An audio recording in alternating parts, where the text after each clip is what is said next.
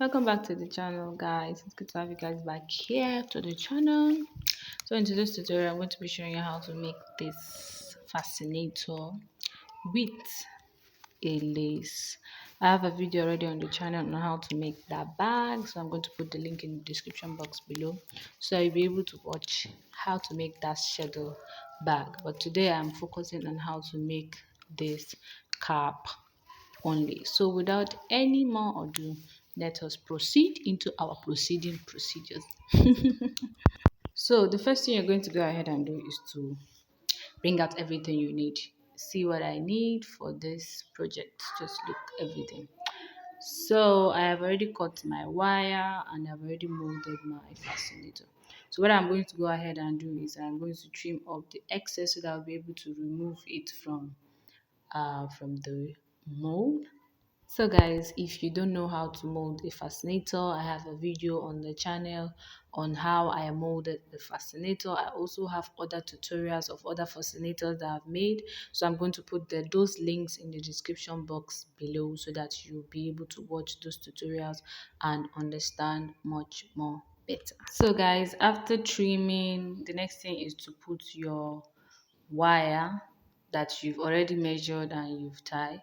You put the wire inside. After you put your wire, the next thing is to use your gum to secure it. You can use a gum, you can use your needle, but I just decided to use my gum to secure. You just put it all around and you put your peg to hold it so that it will dry on time. You know, it's a fabric gum. You have to give it time to breathe. But if you don't have it, me, I just decided to just put peg because now, if I say I should just leave it to dry open, and I don't want it to dry open, so I had to just use peg to hold it like this. So after some minutes, you just remove all the peg. So the next thing you're going to go ahead and do is to fix your Alice band. I like to fix my Alice band before I put the actual fabric on top. So you are going to use your needle and threads to just stitch it. Make sure you've already checked where you want the Alice band to be before you start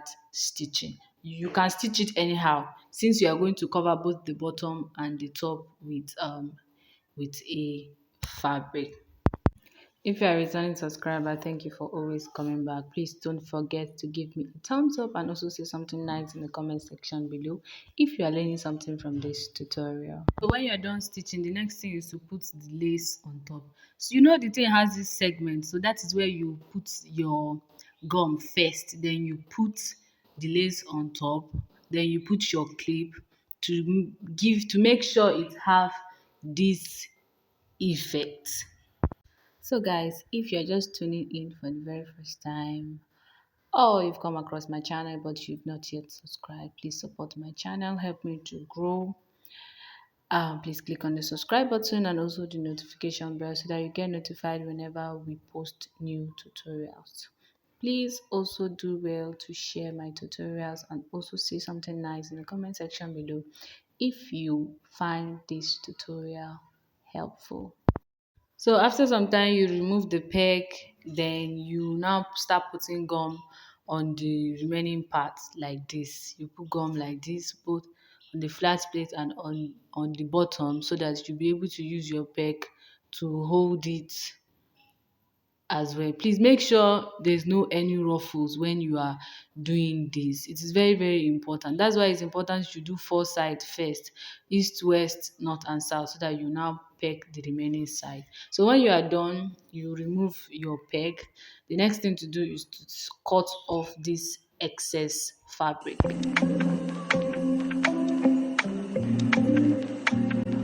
So after cutting the excess fabric, if you realize that there's a place that the gum no reach, make as be broken for una, add gum and peck it again. Then the next thing to do is to now start attaching the flower. Decide where you want the flower to be, then you just put it.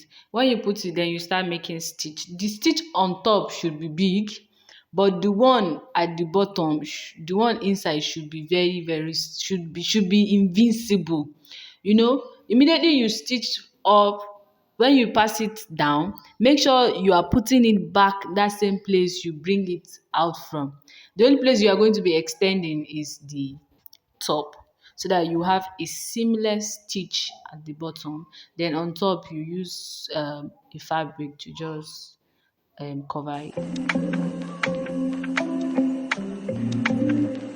So when you're done stitching, that is almost everything about the cap. The last thing is to put your bias.